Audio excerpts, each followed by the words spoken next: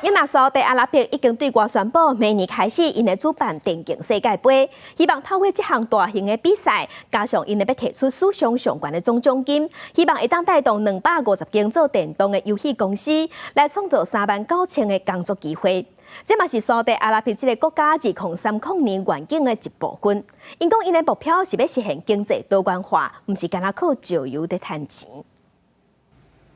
电竞选手集中精神，全心全意，要甲游戏内底对手拼输赢。电竞选手的年度盛会——电竞世界杯，明年开始要伫沙特阿拉伯举办，按算会伫热天的时阵开始。When I started my journey in esports 25 years ago,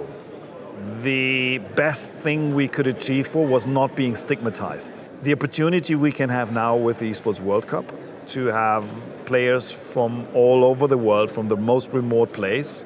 to literally change their life within 12 months. 沙特阿拉伯举办电竞世界杯，会提供史上上悬总奖金，希望赢家做全球电竞中心，就此带动250间游戏公司设立，佮创造39000个就业机会。按算伫2030年电竞产业应会引带来500亿里亚尔，差不多是4300亿台币的 GDP。We're very happy to be hosting this during the summer in Riyadh because we are boosting tourism across the year, across the Kingdom of Saudi Arabia with all of our different offerings to create jobs, to bring up